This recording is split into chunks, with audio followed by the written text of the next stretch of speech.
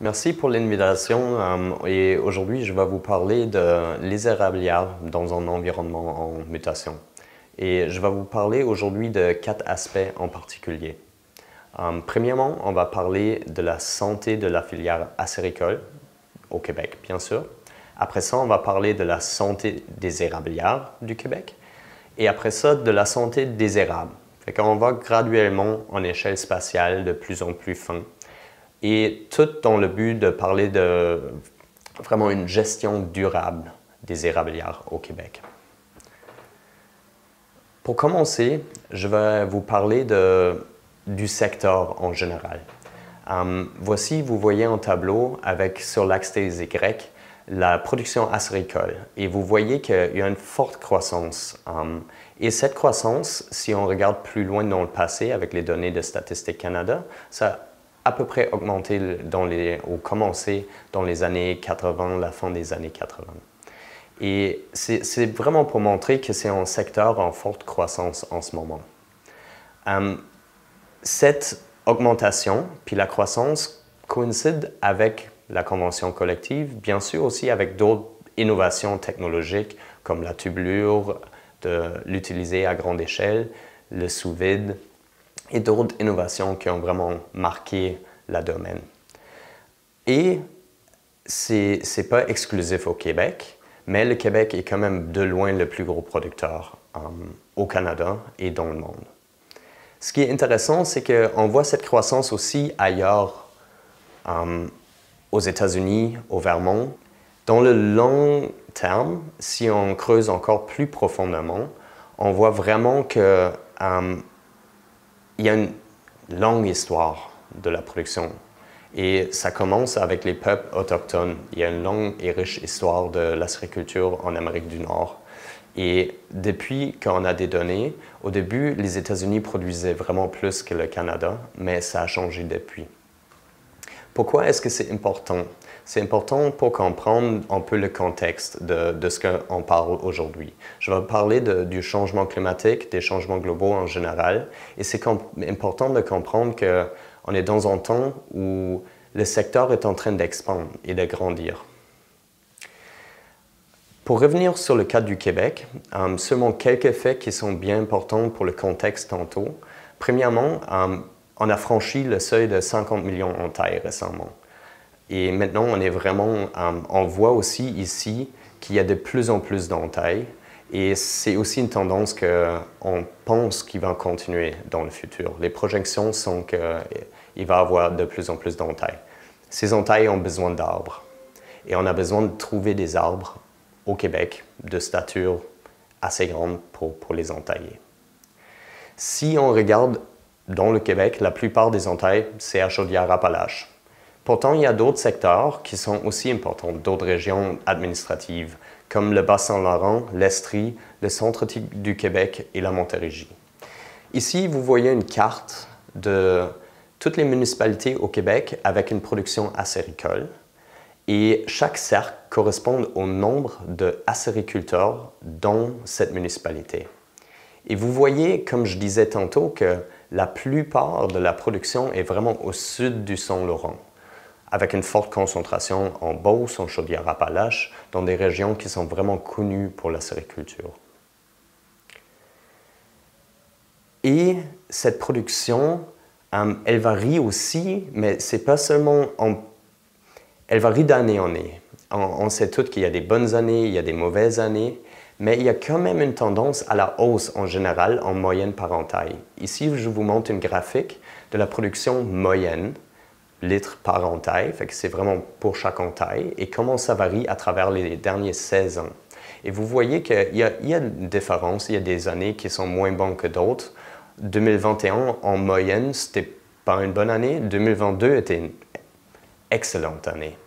Et on voit aussi que ça peut différer entre les différentes régions. Des fois, une année n'est pas très bonne pour une région, mais meilleure pour une autre. Mais à travers de cette variation interannuelle, il y a quand même une hausse, une tendance qu'avec le temps, on produit de plus en plus de sirop par entaille. Fait que, on parlait d'expansion, on parlait d'un secteur en forte croissance, et il faut trouver les arbres. Ici, je vous montre une carte de la biomasse d'érable et quand je dis érable ici, j'ai combiné la biomasse d'érable à sucre et la biomasse d'érable rouge et je les ai mis ensemble dans une carte. Et vous voyez la biomasse. C'est un indicateur de la grandeur puis l'abondance des érables. Ce qui est intéressant, c'est que oui, il y a beaucoup de biomasse d'érable sur le sud, au sud du Saint-Laurent, dans les régions qui sont déjà exploitées, mais il y a aussi un large potentiel au nord du Saint-Laurent, particulièrement en Outaouais, les Laurentides, l'Anaudière, la Mauricie et même au Saguenay-Lac-Saint-Jean, qui n'est pas encore exploité, au moins pas autant qu'au sud. Il faut aussi dire qu'il y a un large potentiel en Ontario et dans les Maritimes, mais on ne va pas leur dire trop fort. Nous, on pense, comme scientifiques, qu'il y a quand même un consensus que cette distribution de biomasse va expandre vers le nord. L'aire de distribution des deux principales espèces d'érable, érable à sucre et érable rouge, qui sont utilisées en acériculture, va aller vers le nord. Pourtant, il y a encore des discussions qui se font par rapport à la qualité de sol, puis comment les sols vont affecter cette migration vers le nord. Et il y a aussi des gens qui disent qu'on devrait assister les érables avec la migration assistée pour vraiment s'assurer que les érables sont capables de suivre les changements climatiques. Tout ce potentiel qui existe au nord du Saint-Laurent, il y a pourtant un conflit aussi parce que la plupart de ces terrains, c'est des terres publiques. Et des terres publiques, en acériculture, il y a toujours un conflit avec la coupe forestière parce qu'un érable coupé est difficile à entailler. Et il y a aussi un conflit qu'il faut gérer dans le futur ici. Fait qu'en gros, tout va bien. Le secteur est en train d'expandre. On a encore un large potentiel au nord du Saint-Laurent. Il y a vraiment... L'avenir est belle, n'est-ce pas? Mais il y a aussi des problèmes. Il y a la crise climatique et la crise de la biodiversité. Et les deux sont vraiment, vont affecter l'acériculture. Et il y a beaucoup de producteurs qui, eux, ils les remarquent eux-mêmes, comme le début de la saison devient de plus en plus tôt. Il y a des changements très tangibles qu'on voit sur le terrain. Je n'ai pas besoin de vous expliquer que ça existe, mais qu'est-ce que ça va faire avec l'acériculture au Québec en général? Ça, c'est une question qui est beaucoup plus subtile et difficile à répondre. Il y avait un papier en 2019 qui a projeté la production acéricole dans le futur et ils ont suggéré qu'en fait, la distribution d'érables bougerait 400 km à peu près dans le nord à la fin du siècle, qui pour le Québec serait une très bonne nouvelle parce que ça ferait que la production acéricole et le potentiel augmenteraient énormément dans le Québec. Pourtant, cette étude a été critiquée beaucoup. Il y a une autre étude qui a sorti en réponse et qui a dit que, en fait, ça c'est tout basé sur des courbes qui étaient seulement paramétrisées avec 6 sites. Et eux, ils ont pris des données des producteurs québécois et ont montré que, voici à droite, vous voyez la courbe qui était utilisée par Joshua Rupp et ses collègues, qui montre une courbe avec seulement 6 sites, et à gauche avec des données des producteurs québécois. Et vous voyez qu'il y a énormément de variabilité. Et ce qu'on voit dans les deux graphiques, c'est la récolte de sirop à gauche et de sève à droite, en fonction de la température moyenne annuelle. Et on voit que les deux courbes ont un optimum, une température moyenne annuelle qui est parfaite pour faire de l'acériculture. Puis si ça devient trop chaud ou trop froide, ça affecte la récolte, ça affecte la quantité d'eau qui coule, ça affecte aussi le taux de sucre. Maintenant, la question, c'est qui a raison? Est-ce que cette courbe est très, très prononcée et l'optimum est très étroite et on s'éloigne de cet optimum? Ou est-ce que c'est un optimum qui est très large et dans le futur, 1 degré, 2 degrés de plus, ça ne fait pas une grosse différence pour la récolte. C'est ça la question en gros. Il y a des différences méthodologiques dans ces deux papiers qui ont des bonnes raisons, mais ce n'est pas facile à décider, à trancher ici qui a raison. Et c'est vraiment ça un peu que moi j'essaie de faire avec quelques de mes projets, de réduire cette incertitude. Qu'est-ce qu'on peut faire pour réduire cette incertitude? Pour mieux comprendre qu'est-ce qu'est l'optimum et si la sensibilité de la sériculture est très forte à la température ou moins forte. Mais on peut faire de la modélisation. Je vous ai montré la carte des municipalités au Québec où il y a une production acéricole. J'ai pris toutes ces municipalités puis j'ai modélisé du climat pour les prochaines 100 ans pour toutes ces municipalités, pour créer un modèle qui est capable de lier les données climatiques avec la production acéricole, puis le projeter dans le futur. Et ici, je n'utilise pas un modèle empirique dans le sens que je fais seulement une corrélation, mais l'idée, c'est vraiment de comprendre les mécanismes et d'essayer d'introduire les mécanismes dans un modèle pour faire une meilleure job, pour vraiment projeter les récoltes du futur. Pour développer un modèle, il faut des données. Et c'est pour ça qu'on travaille ensemble avec beaucoup de collaborateurs. Parce que pour bien comprendre le système à ces échelles, il faut des données à travers ces échelles de temps et d'espace. Et il faut aussi faire des sondages et des collaborations avec des producteurs parce qu'il y a beaucoup de facteurs qu'il faut comprendre, des facteurs socio-économiques qui rendent en compte. Si je retourne au graphique de RAP et Hall-les-Duchesses, la différence ici, c'est vraiment l'axe des Y. Sur une graphique, on a la récolte de sirop. Sur l'autre, on a la sève récoltée. Il y a beaucoup de choses entre sève et sirop qui font une différence et qui vont changer la relation avec la température. Quel système de récolte? Est-ce que c'est des chaudières ou à la tubulure? Est-ce que j'ai appliqué en vacuum? Quand est-ce que j'ai décidé d'entailler mes arbres? Est-ce que j'ai entaillé avant la première coulée ou est-ce que j'ai manqué quelques coulées? Est-ce que j'ai retiré les chalumeaux vraiment à la fin de la saison ou peut-être un peu tôt parce que le sirop commençait à goûter un peu différent puis je n'étais pas contente avec mon produit. Il y a beaucoup de facteurs socio-économiques qui rentrent en compte et qui peuvent expliquer cette différence aussi. Et sans des sondages et des collaborations pour comprendre c'est quoi la réalité des producteurs sur le terrain, on ne peut pas réconcilier ces deux approches. On a commencé pour cette but un sondage cette année pour mieux comprendre la réalité qu'on espère de répéter chaque année pour vraiment aussi voir comment le paysage de production change d'une année à l'autre à travers le paysage. Et comme je disais, pour vraiment réduire cette incertitude, parce que ça c'est fondamental pour bien gérer les érablières dans le futur, pour mieux comprendre c'est quoi l'effet de la température sur la production, il va falloir qu'on analyse, qu'on intègre des données. Je sais qu'il y a énormément de données sur la sériculture au Québec. Il y a beaucoup de producteurs qui ont dans leur cabane, même écrit sur les murs, leur récolte de chaque année. Ces données sont intéressantes pour l'individu, mais elles sont aussi intéressantes pour nous en tant que chercheurs qui essaient de comprendre l'image. Parce que si j'ai des longues séries de données, je suis capable de mieux comprendre, de mieux différencier c'est quoi la différence d'une certaine technologie ou d'appliquer une certaine méthode.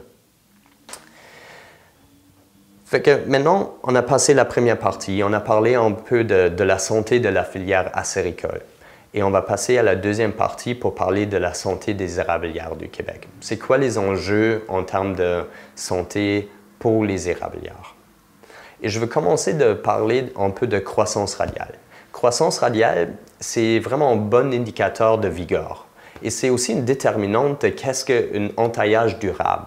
Si j'ai des érables qui poussent très vite, je suis capable de mettre moins d'espace entre mes entailles parce que le nouveau bois va couvrir plus vite. Fait que c'est vraiment un bon indicateur de vigueur. Voici, vous voyez une carte de l'Amérique du Nord avec la distribution des rames rouges et des rames à sucre et des petits points jaunes et rouges. Ces points sont des sites pour lesquels j'ai des données de croissance. Et on a commencé à distinguer deux types, écotypes, on les appelle, dans cette grosse population. En écotype de l'Est et en écotype de l'Ouest. L'écotype de l'Est va être en gris dans les prochains graphiques, l'écotype de l'Ouest en bleu.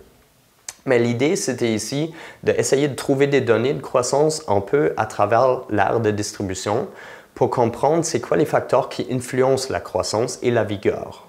Parce que c'est étonnant, mais jusqu'à date, on n'a pas une très bonne compréhension de qu'est-ce qui affecte la croissance des érables.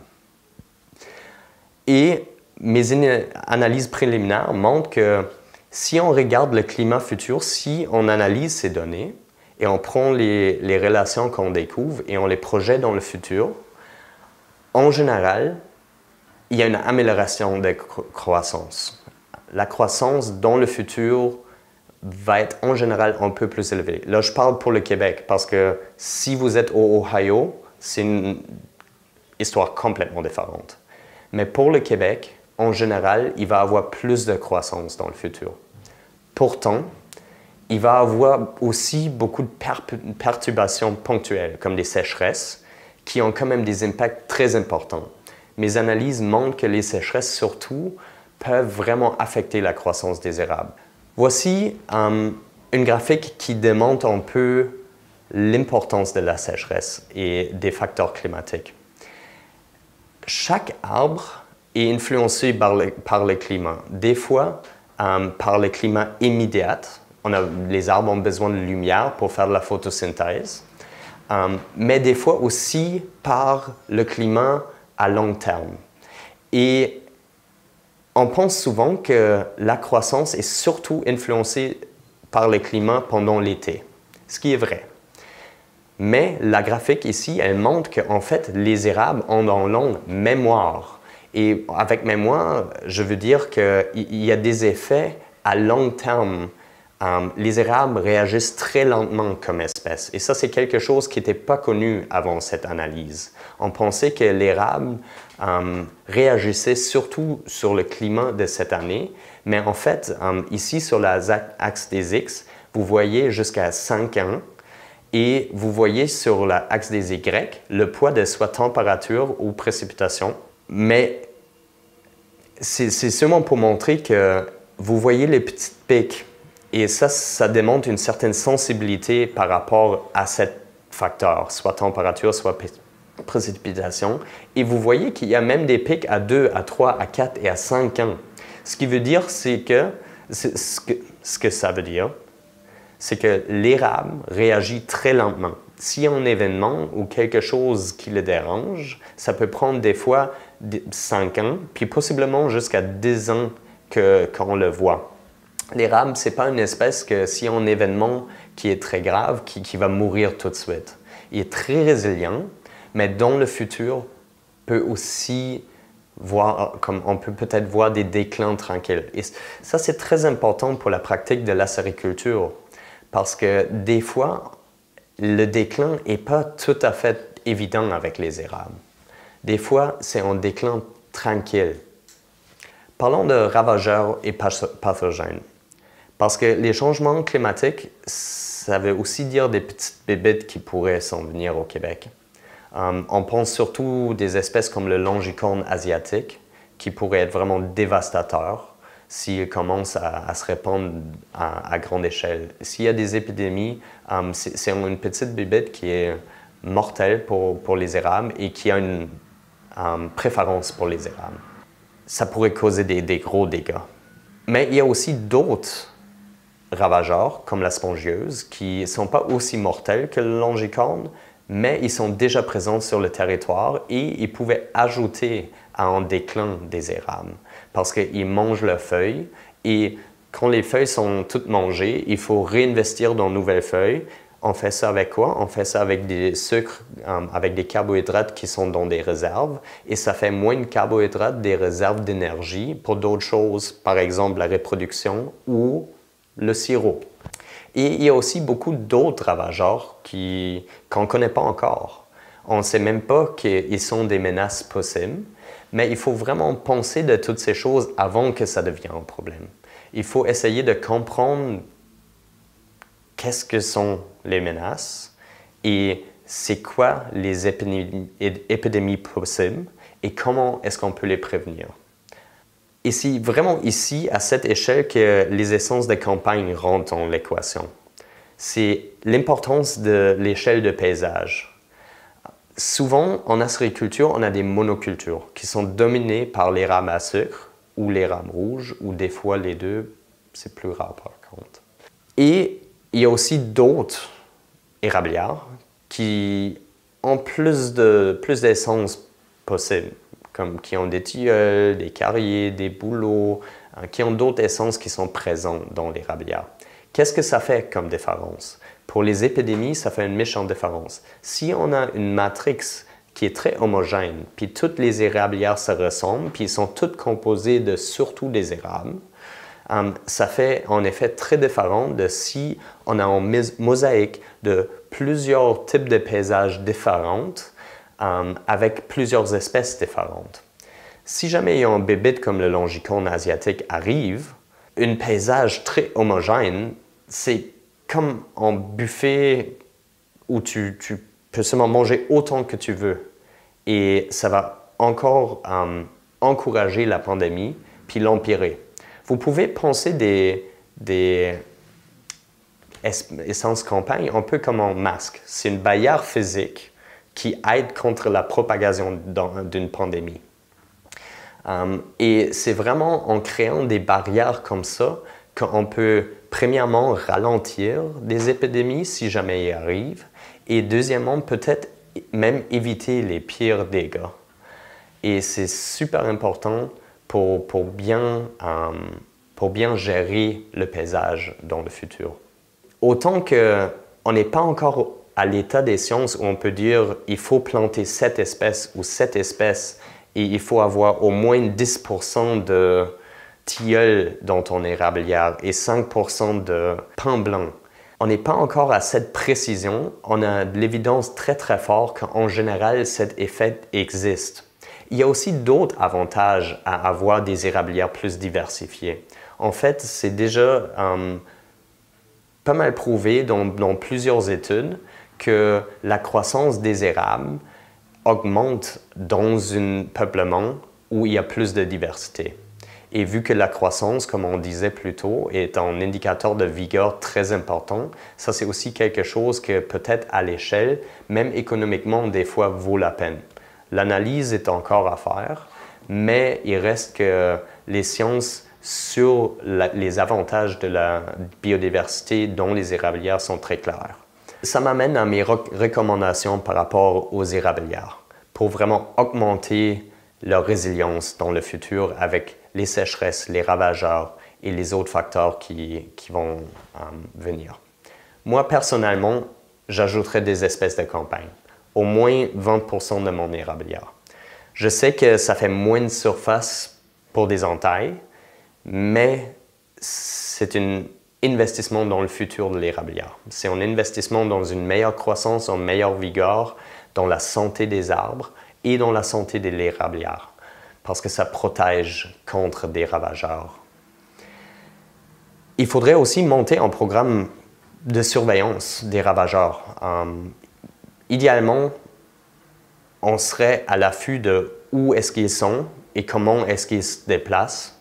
Et ça existe déjà au Canada, mais on pourrait vraiment créer quelque chose qui est bien adapté au contexte québécois en acériculture pour vraiment essayer de comprendre les dynamiques spatiales de la spongieuse, de la longicorne et d'autres insectes. Et il faudrait aussi établir des études multifactorielles écophysiologiques de longue durée.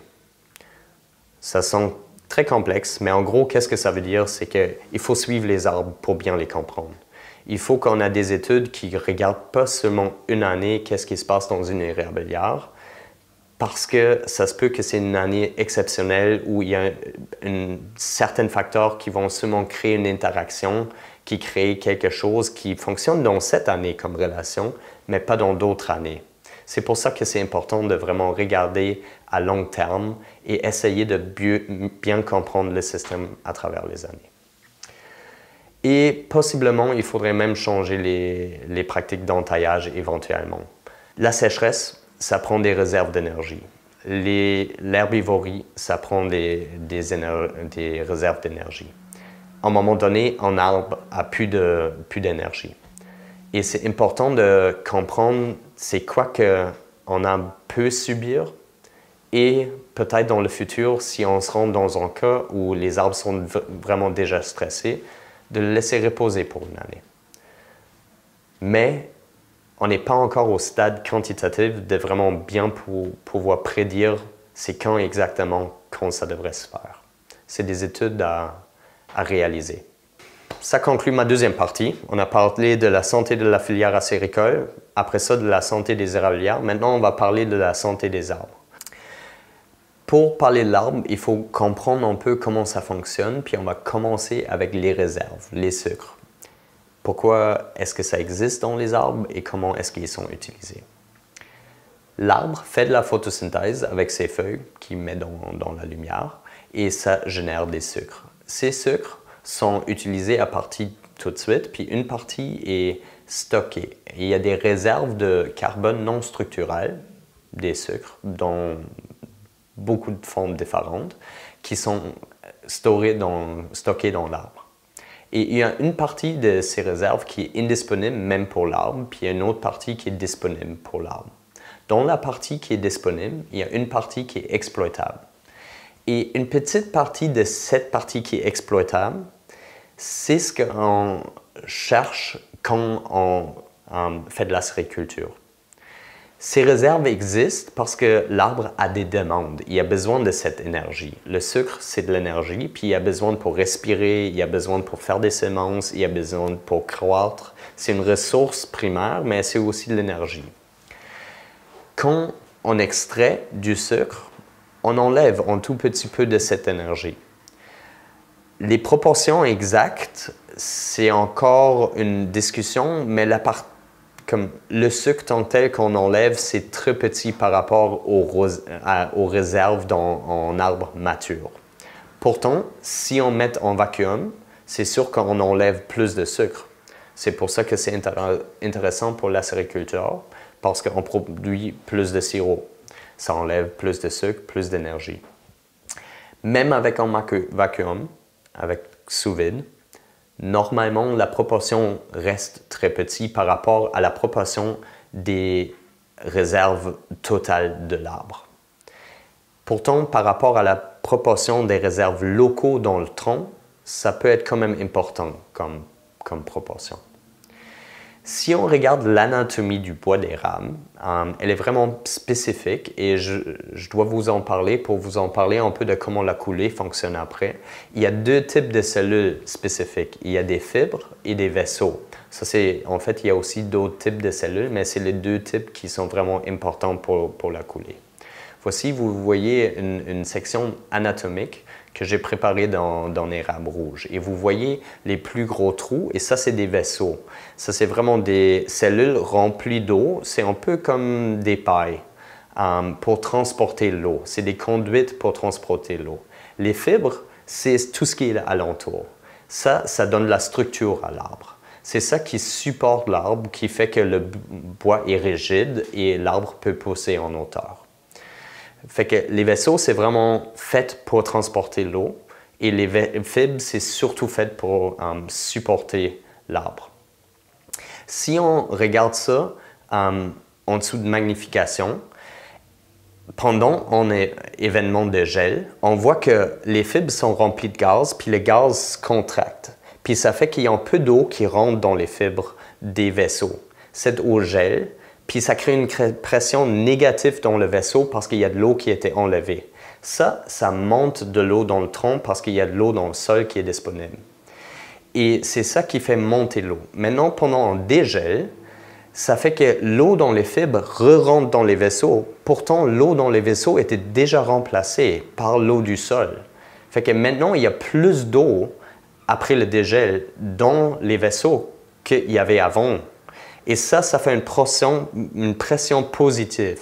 Et c'est cette pression positive qui fait que l'eau coule si je perce un trou dans l'érable après un cycle de gel-dégel.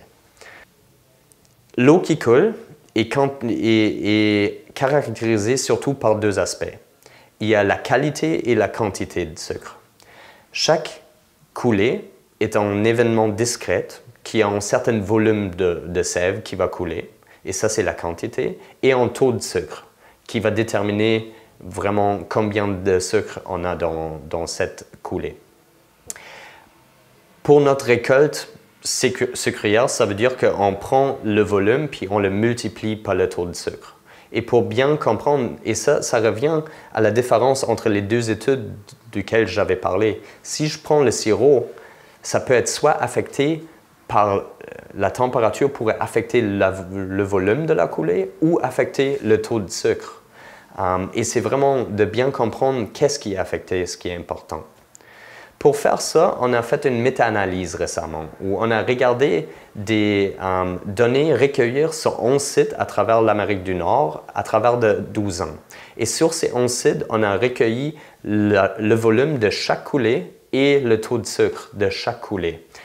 C'était tout à gravité. Il n'y a pas de vacuum ici pour le moment.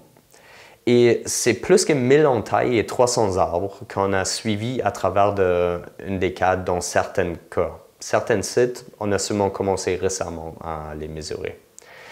C'est 260 érables à sucre et 64 érables rouges et un érable de Norvège. Parce que mon voisin à Montréal avait un érable de Norvège puis je voulais faire du sirop avec. J'ai exclu l'érable de Norvège pour l'analyse. Mais c'est seulement pour dire qu'il y a aussi d'autres essences qu'on peut faire du sirop avec. Il y a l'érable argenté, l'érable noir et même d'autres essences. Ça nous donne au total plus que 16 000 coulées et taux de sucre. À peu près 15 000 taux de sucre, des mesures de taux de sucre. J'ai utilisé toutes ces données et pour chaque entaille, j'ai aussi d'autres données. J'ai la hauteur de l'entaille dans beaucoup de cas.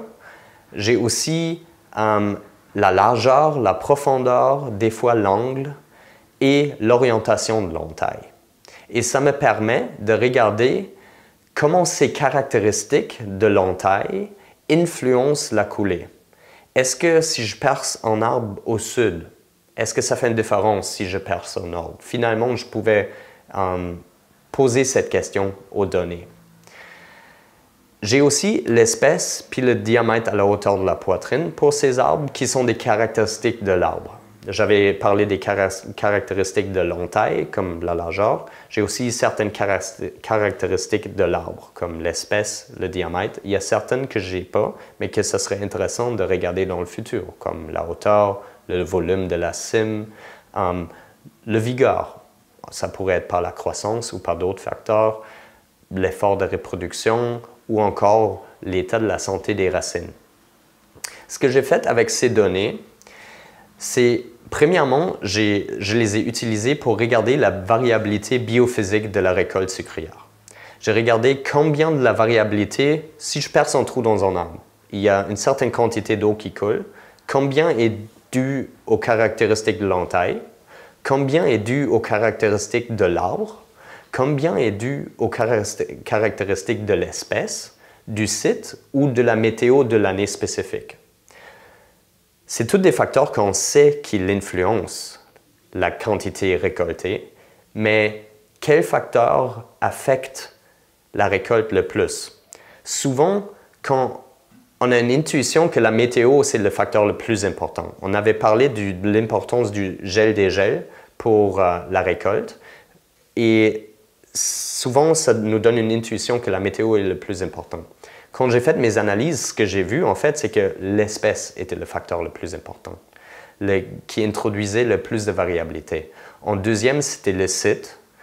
Et encore une fois, c'est quelque chose qu'on sait. On sait que certains sites sont plus propices et il y a plus de vigueur, les arbres sont plus en santé, mais on ne savait pas que c'est si important. La troisième caractéristique, ou la troisième échelle qui était d'importance, c'était l'arbre, la santé de l'arbre et les caractéristiques de l'arbre, surtout la grandeur de l'arbre, et on va revenir là-dessus. La météo seulement était le quatrième et les caractéristiques de l'entaille le cinquième source de variabilité. Pourtant, ces deux-là sont les plus étudiés en général. La météo et l'entaille, c'est la plupart des études sur l'acériculture, ils portent sur soit la météo ou les caractéristiques de l'entaille, rarement sur les arbres, les sites ou les espèces. Mes résultats en termes des caractéristiques de l'arbre, c'était vraiment que les érables à sucre donnent plus de sève qui est plus sucrée que les érables rouges. La différence était très petite, mais très claire. Il y a une différence, mais est-ce que ça fait une différence économiquement? Elle était tellement petite que je ne pense pas nécessairement. Ce que j'ai aussi vu, c'était une forte relation entre la coulée et la grandeur de l'arbre. Les volumes de coulée sont vraiment plus grands dans les grands arbres. Et cette relation est très, très forte. Et ça montre à quel point, économiquement aussi, des grands arbres sont beaucoup plus avantageux. Et à quel point c'est important de protéger les grands arbres et de garder sa érablière en santé pour qu'on ait un bon vigueur, un bon taux de croissance, puis les arbres se rendent à des gros tailles tard dans leur vie. Finalement, on a vu un effet de reproduction. On a vu que l'année où l'arbre, parce que les érables, ils ne mettent pas le même effort dans la reproduction chaque année. Ils ont des années où ils mettent beaucoup plus d'efforts, puis des années où ils mettent beaucoup moins d'efforts. Et on a vu qu'en année où l'arbre met beaucoup d'efforts dans la reproduction, c'est souvent parce qu'il y a beaucoup de réserves d'énergie. Et ça fait que le sirop dans cette année est aussi plus sucré. Pourtant, le sirop de l'année suivante est souvent moins sucré, parce que là, les réserves sont utilisées. Et ça montre à quel point les réserves d'énergie sont vraiment importantes, puis de mieux comprendre les quantités exactes, c'est essentiel pour bien gérer la sériculture. Et finalement, il semble aussi avoir quand même une relation entre la vigueur d'un arbre et le volume de sève et le taux de sucre. À l'entaille, il y avait aussi certains témoins qui sortaient du travail. Premièrement, l'orientation de l'entaille n'affecte ni le volume de sève ni le taux de sucre. Je m'attends que ça va être controversé, je ne sais pas pourquoi, mais j'ai essayé toutes sortes d'analyses. On a essayé de diviser la saison pour voir si je regarde seulement la saison, tôt dans la saison, est-ce que ça fait une différence? Parce que peut-être tôt dans la saison, une orientation au sud où il fait un peu plus chaud, ça fait une différence. Ça ne faisait pas de différence. Est-ce que si je regarde des sites plus au nord, peut-être ça fait une différence comparé à des sites plus au sud? Ça ne faisait pas de différence. Il y a vraiment zéro effet sur l'orientation. Ce qui n'est pas surprenant d'une perspective physiologique. Oui, la température à la surface de l'arbre va être différente, qui affecte la dynamique de gel-dégel, mais la façon comment le transport d'eau, de sève à l'intérieur de l'arbre fonctionne, ça a de l'allure que ça n'affecte pas où tu perces ton trou. C'est en fait des très bonnes nouvelles, parce que ça veut dire qu'on peut entailler tout alentour de l'arbre, et ça donne plus de surface. Une deuxième chose qui sortait de mes analyses, c'est qu'une deuxième entaille réduit le volume de sève par entaille. Déjà, c'est quelque chose qu'on soupçonnait et qu'on a déjà vu dans certains rapports. Mais une deuxième entaille n'affecte pas le taux de sucre. Maintenant, si ça vaut la peine de mettre une deuxième entaille, c'est plus une question, est-ce que le peu de sirop additionnel que je gagne vaut une deuxième blessure? Et ça, c'est quelque chose que c'est plus complexe comme question parce qu'il faut regarder le taux de croissance de l'arbre et d'autres facteurs. Mais il reste qu'une deuxième entaille ne double pas simplement ta récolte par arbre. Ça augmente ta récolte seulement par un certain pourcentage. Et pourtant, ça crée 2 fois la blessure. Et aussi, quelque chose d'intéressant quand même qui sortait, c'est si j'entaille un peu plus haut à l'arbre, j'ai une tendance d'avoir un peu moins d'eau, mais elle est plus sucrée. Pourtant, il faut dire que ça, c'est vraiment des résultats préliminaires. On n'avait pas beaucoup de données sur cet aspect, puis ça ne me surprendrait pas si on creuse un peu plus puis on récolte plus de données que ça changerait encore. Mais ça semble être le cas jusqu'à date. Et finalement, et ça c'est quelque chose qui était déjà connu, une entaille plus profonde donne plus de sève. Pourtant, le gain est réduit avec la profondeur. Fait que le gain de faire un trou de 5 cm plutôt que 4 cm est plus grand que de faire un trou de 6 cm plutôt que 7 cm. Et en fait, c'est aussi, encore une fois, une question très complexe en réalité, de qu'est-ce qui est la profondeur optimale. Mais ce qu'on voit dans les données, c'est vraiment qu'en haut d'une certaine profondeur, le gain ne vaut plus la peine comparativement à la blessure. Pour résumer, le climat et la santé des érables, il y a vraiment certains enjeux aussi qui sont très importants. On va voir plus de sécheresse, ça va causer des endommagements du système vasculaire et une réduction de croissance et de réserve. Il faut gérer ça dans le futur. On va aussi voir des choses comme moins de couverte de neige qui peut endommager les racines puis affecter la croissance puis les réserves. Et des gels tardifs qui peuvent causer une perte de bourgeons ou même des jeunes feuilles ou des réductions de croissance et réserves encore une fois. Tous ces facteurs vont affecter les réserves d'énergie sur lesquelles nous on dépend en termes d'acériculture. Ça fait que dans le futur, ça se peut qu'il y ait plus de demandes de carbone, qu'on peut séparer dans des demandes essentielles et facultatives. Il y a certaines choses que l'arbre a besoin d'une certaine énergie pour survivre. Il a besoin de respirer, il a besoin du transport de nutriments, il a besoin de certaines fonctions essentielles. Si les demandes de carbone d'énergie dans le futur augmentent, ça va réduire la partie exploitable.